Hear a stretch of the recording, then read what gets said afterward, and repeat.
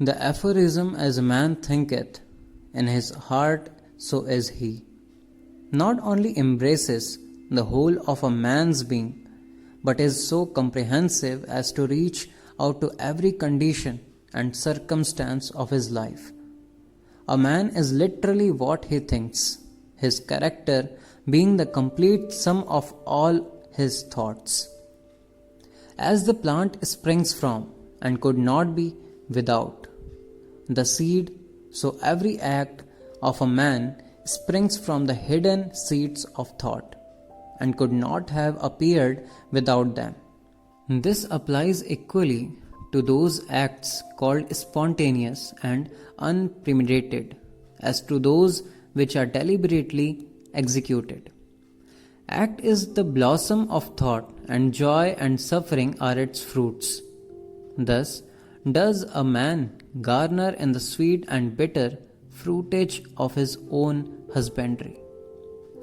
Thought in the mind hath made us. What we are by thought was wrought and built.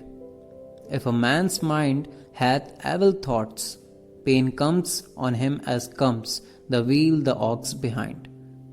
If one endure in purity of thought, joy follows him as his own shadow sure.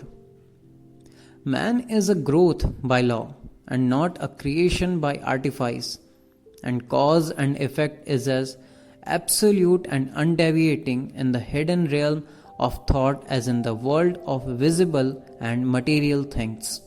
A noble and godlike character is not a thing of favor or chance, but is the natural result of continued effort in right thinking, the effect of long cherished association with godlike thoughts. An ignoble and bestial character, by the same process, is the result of the continued harboring of groveling thoughts.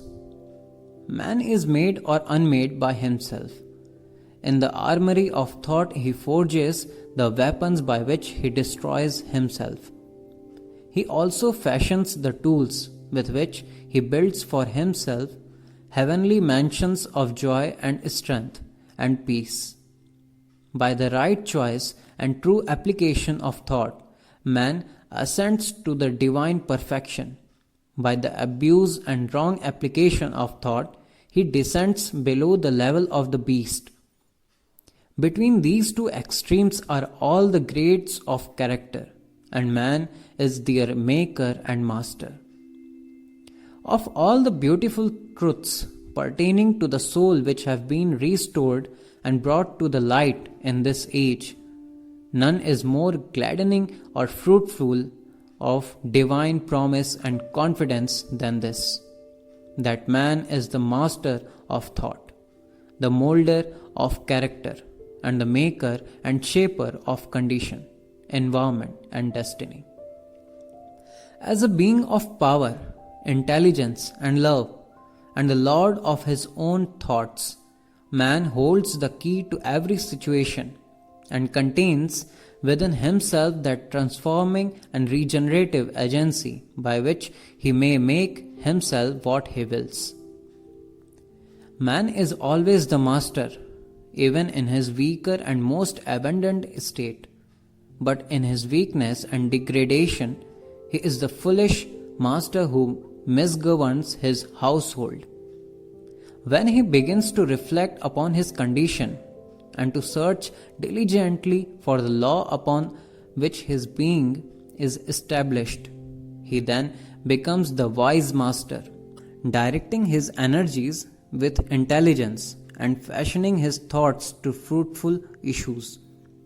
Such is the conscious master, and the man can only thus become by discovering within himself the laws of thought, which discovery is totally a matter of application, self-analysis, and experience.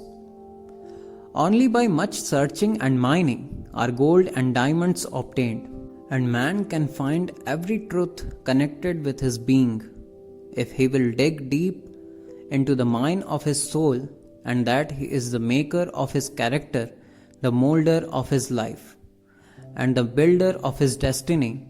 he may unerringly prove if he will watch, control, and alter his thoughts, tracing their effects upon himself, upon others, and upon his life and circumstances, linking cause and effect by patient practice and investigation, and utilizing his every experience, even to the most trivial everyday occurrence, as a means of obtaining that knowledge of himself which is understanding, wisdom, power.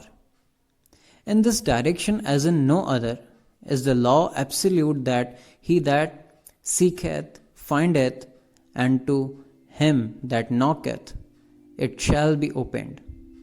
For only by patience, practice, and ceaseless importunity can a man enter the door of the temple of knowledge.